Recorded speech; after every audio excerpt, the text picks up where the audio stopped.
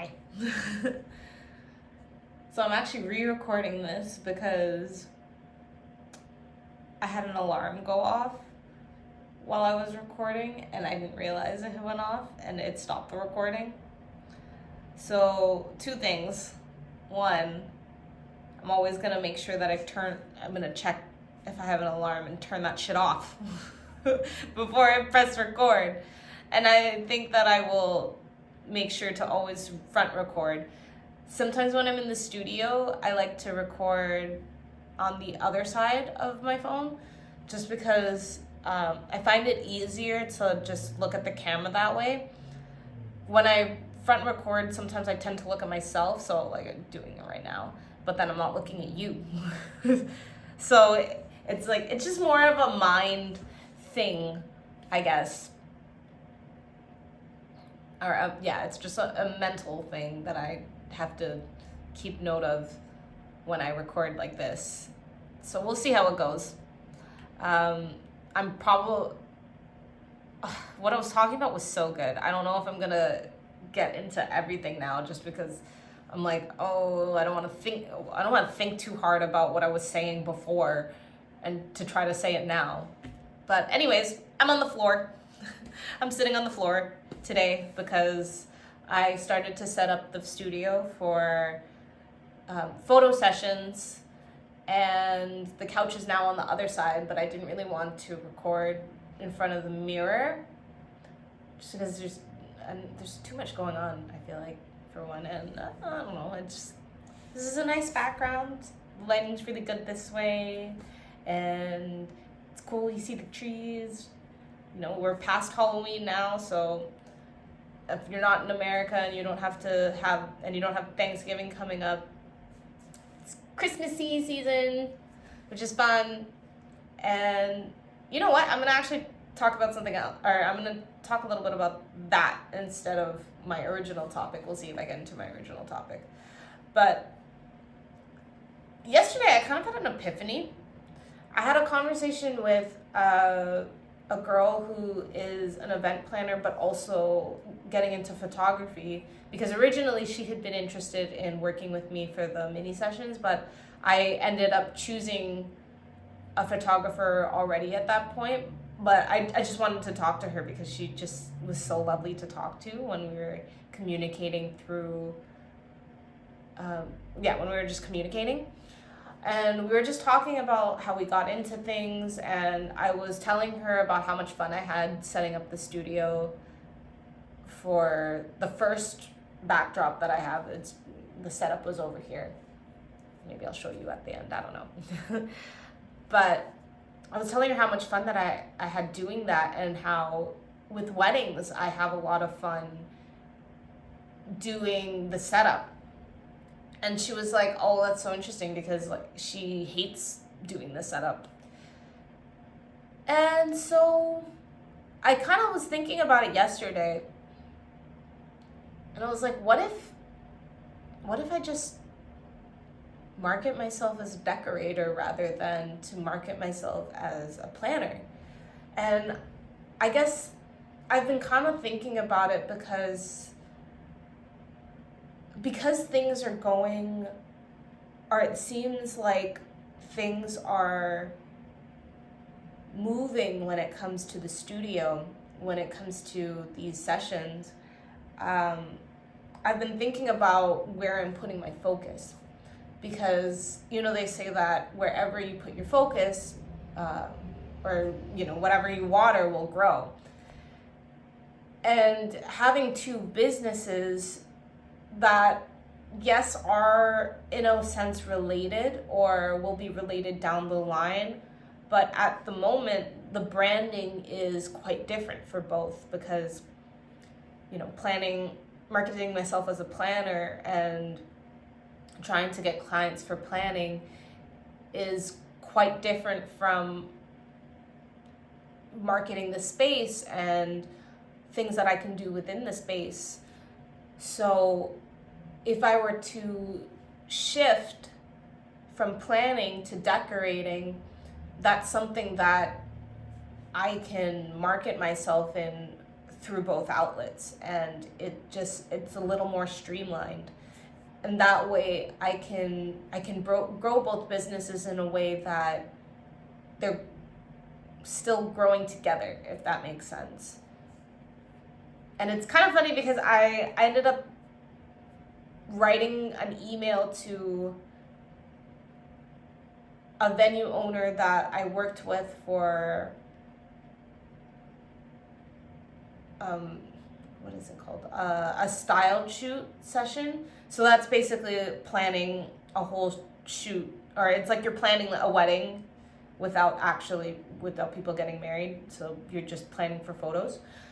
And when I had met her and she was telling me about her story, she had gone down a similar path where she was a planner, but when she went to a wedding show and she set up her table, a lot of people just had assumed she was a decorator. So then she ended up opening as a decor company, and she was doing rentals and she was doing setups for people, and then eventually, maybe, I think she said, so around roughly 20 years down the line, then she had opened up her venue. And she did this starting from, I guess, her decor and stuff her decor company started when she was about 40, and then she opened up her venue recently, and she's in her 60s now. So I remember the advice she was giving me was start now, basically. Start now. And she said, understand what you want so you do it right the first time. So yeah, I had written an email to her asking her what kind of her opinion and her take on it, since that is her journey. But as I was writing the email, I'm just like, I'm writing this email asking or telling her the situation and what I'm thinking. And I'm like, oh, I already know what I'm going to do. But at the same time, I'm like, oh, I did all this work. I did all, like, the website was already done. I've gotten it checked by people and it looks good. But at the same time, it's like, I've got to follow what my heart is telling me to do and the things that fill me up.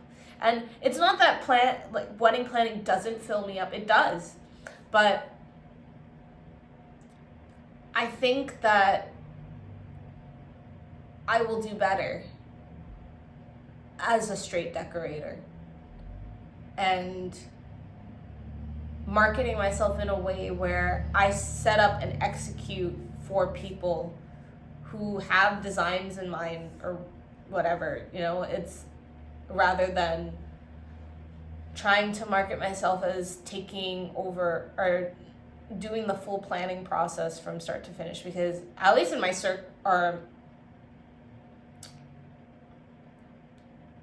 for the majority of people that I know that are getting married, or even friends of friends that I know that are getting married, most of them don't need a full planner or can't afford a full planner anyways.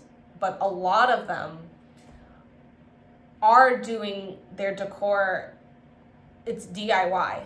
It's what I did when I had originally gotten married. And for myself, the problem was execution, because I couldn't be the bride and the decorator at the same time.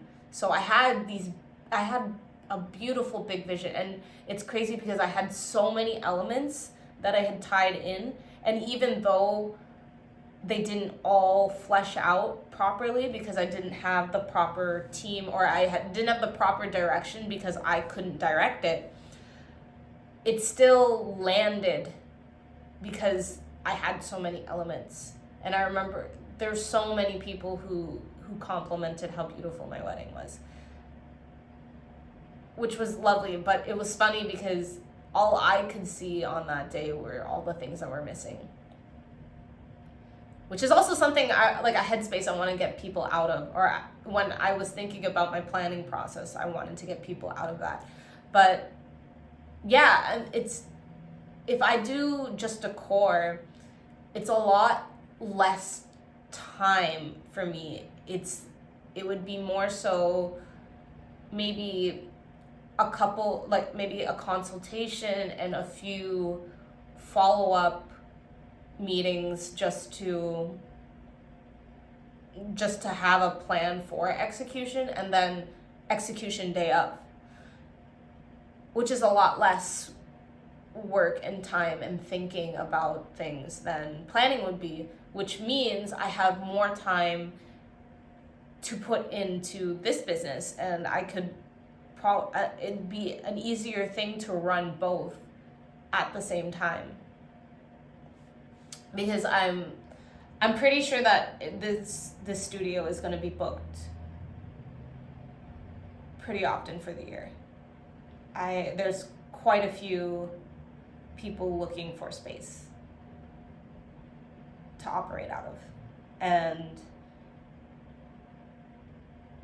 I think once I also start connecting with more people in the spiritual community, there's a lot of things that can happen in this space that I didn't realize were possible before, because I had only thought about it from one dimension, which was from dance.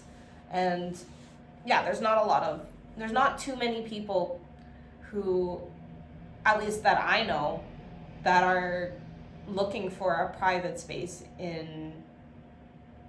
for dance, or looking to teach kids, because I think this space would be really, really, really good to teach kids in, because they're small, and this is a small space, so you can fit more children in here than full-size adult people. Yeah, so I guess this is a life rambles right now, because I'm just finding and following my footing. And it's funny because every time that I feel like I have it all figured out, it's like the universe is like, no, there's another way. There's something that's more aligned for you. There is another way you can take it. Sorry. I was sitting cross-legged the whole time that I recorded the other video, so now my legs are kind of like, oh, I need to just stretch, or it just needs to be in a different position, so I might move a lot. But yeah, I guess this kind of leads into what I was talking about in the other video, because I was talking about letting go, and it started off about letting go of other people and people who don't align with you, but then what it got into was letting go of, I guess, the concept of a version of who you are, or the concept of thinking you know who you are, because that can always change. And what I'm learning for myself is to not get stuck in one label, or not attaching my identity to a specific job title or role that I play in someone's life, because that can always change. I'm more than that. And when you allow yourself to be open to whatever feels right, and when you flow with life, you discover so much more, and there's so much more that you can experience, because we are all just consciousness. We are observers of the experience. We are not our physical beings. It's a little woo-woo, so brace yourself. It comes from Buddhism, but it's the whole thing of, you are not your thoughts. You are you are the observer of your thoughts, and we come down here so that we can experience. So what's tricky is that a lot of us are taught or programmed to kind of think a lot into the past or into the future. which takes you away from now. It takes you away from whatever you're experiencing now. And I was talking about how there's a lot of things that are stigmatized that bring you into now. So things like breath work or meditation, things that help you observe. So like therapy, talking to an unbiased, impartial party about your life. Talking to yourself, journaling. These are all really simple things that are kind of stigmatized. And yeah, it's like these are things that help bring you closer to yourself and should be encouraged, but they're stigmatized because it makes you easier to control if you think that the things that bring you closer to yourself are weird. Which is crazy. It sucks. It sucks that we are this way and that a lot of people think this way. But I mean, the gist of what I was saying before was do the things that make you feel like you. And if people are making you feel weird about it, fuck those people. Forget them.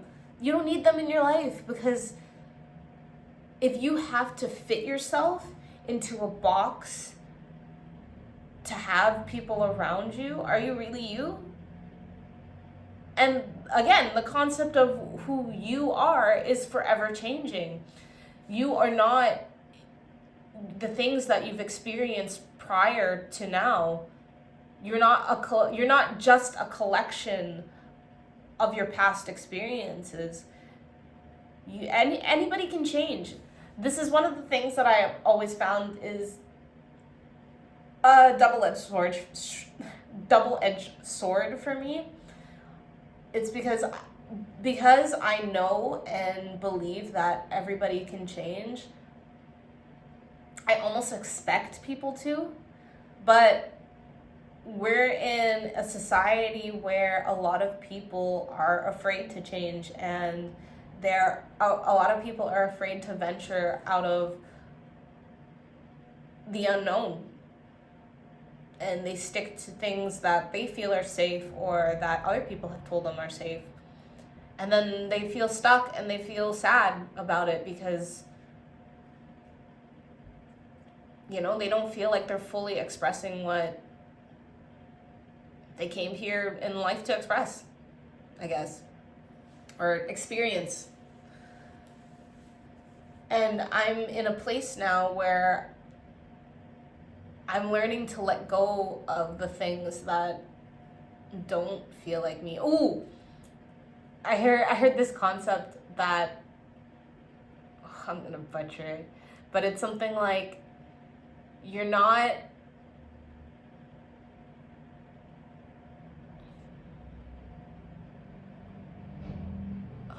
it's something like you're not adding the things that make you. You're taking away everything that is not you.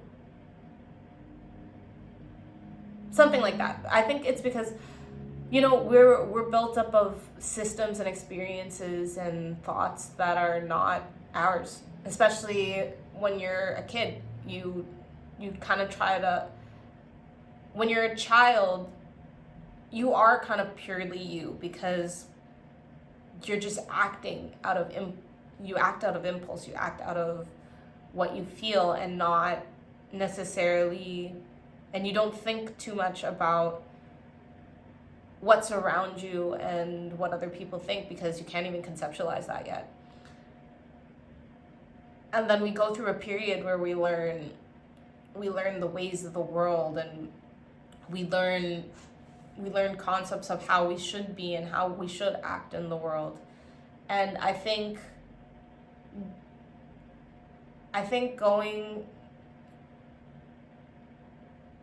as you get older, especially maybe you're in your mid-20s, that's kind of mid-20s to definitely 30s. Like, I think that's why 30 is when a lot of people just stop giving a fuck.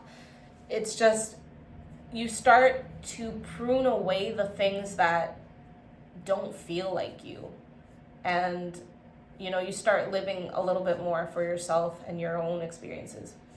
I think I've talked about this before, but I believe that we come from source, and when we're up in the ethers, we create kind of like a blueprint for ourselves. Just like, these are the things I want to experience. And then you have the soul contracts with other people who, also want to experience certain things, and you guys impact each other at certain points of your journey. And then when we come down to earth, we forget about all that shit, and then we have choices of how we want to experience that in the world. And that's what free will is. And it's kind of an interesting concept, because I feel like, especially as I learn more about astrology, is it astrology? Yeah, astrology, like my astrological chart, I see so much of how much of my life was predetermined, but at the same time, I understand how all my choices can go one way or another way, and I can live very different lives by the same blueprint or with the same canon moments. And it's kind of cool, but I feel like that's what it makes people feel uncomfortable to think about life that way, to think that to some degree, some of the things that we experience were things that we chose to experience and put in our blueprint. It's interesting concept. There's so many otherworldly concepts that I have. Where was I going with this? I don't know. This is a rambles. This is definitely a Lauren rambles. I feel like there's some videos that I have a straight topic and I know exactly what I want to get out when I talk about the topic, but especially because I had already recorded a whole video, or I had already talked through a whole video, and now I'm just kind of talking about whatever I want to talk about. It's like, I don't know. I never know how these things are gonna go, how long these things are gonna go, or what to do if I get off track.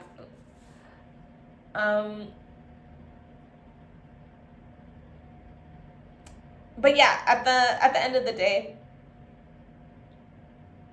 you should do what calls you, what fuels you. The other thing is that I'm like, I don't want to bring up something if I already talked about it, but now I'm so confused at whether I had talked about it earlier or if I had talked about it now, but I don't think I talked about this, but I'm starting to, especially because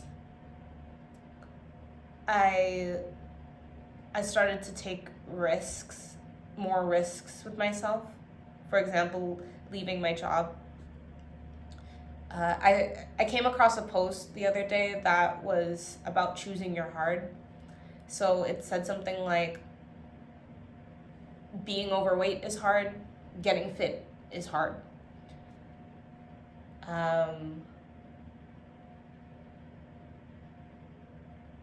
Okay, I don't think I have to recall the whole post for you to get the gist of it. But basically, everything is hard.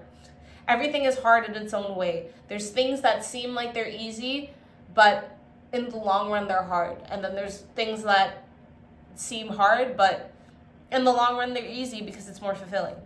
So that is kind of how I was thinking about leaving my day job, because as easy as it was to make money and it was stable and the job itself was easy, it was very draining. It was very draining going in there every day. It was draining commuting every day and being away from my daughter for 8 hours to do things that I could care less for. and to be around people who were really negative and really, yeah, just should be more grateful in their lives, especially because they're making so much money. But, you know, they put bad vibes in the air, and I hated being around that. To now working for myself and building something for myself, but yeah, not really having, I guess, a safety net, so to speak, and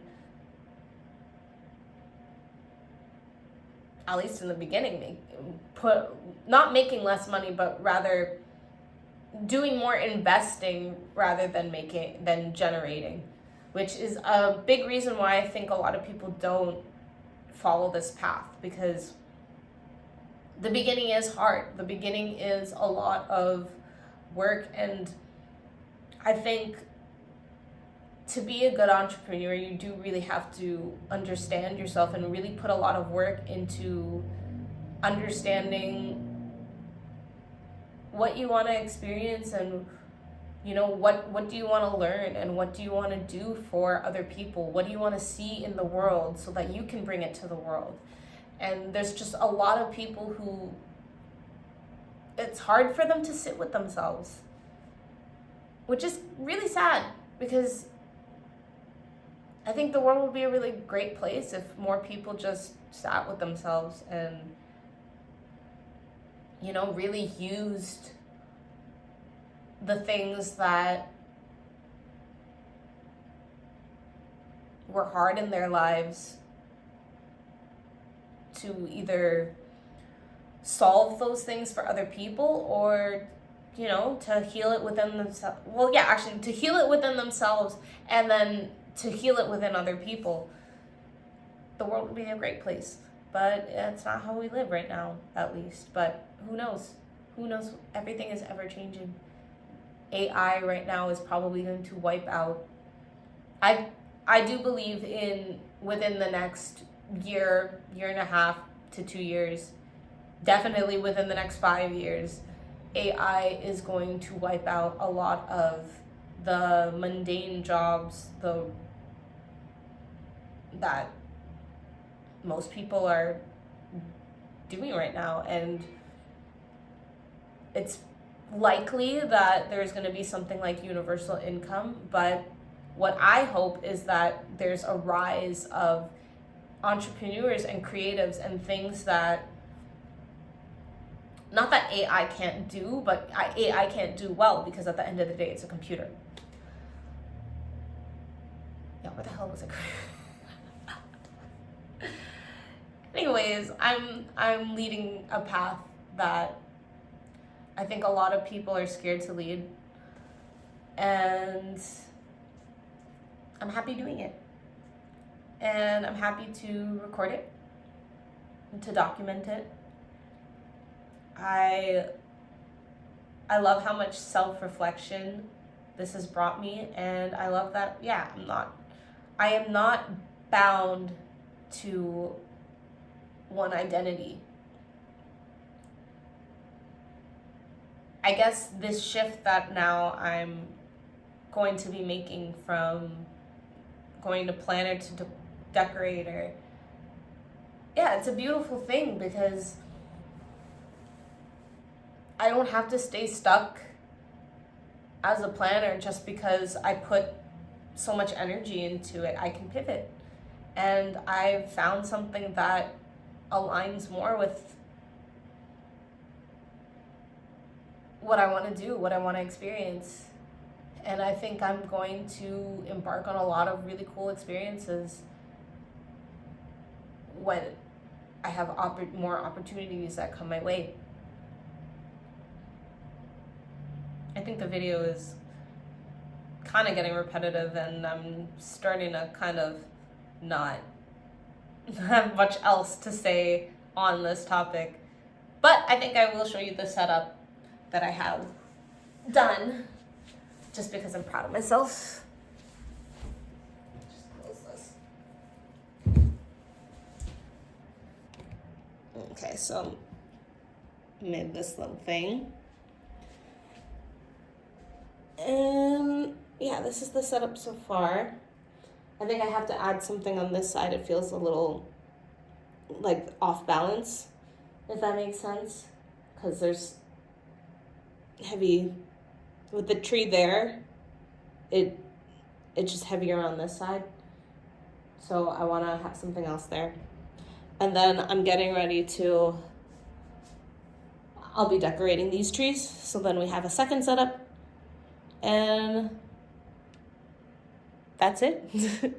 I had a lot of fun doing this. This took 9 hours. Like, putting these walls up took way longer than I thought. And also, I just have a perfectionist mind. So, you know, yeah. So me just adjusting and stuff. I have a little reel. And the tree's a little cute. Nice little neutral vibes. Anyways, I hope you like this. Again, kind of sad that the other video didn't actually record, but I don't know, maybe I'll get into that topic another day. Maybe I'll write something out so that it's a little more cohesive. Anyways, thank you for watching. I hope you found something insightful in here. And until next time, bye.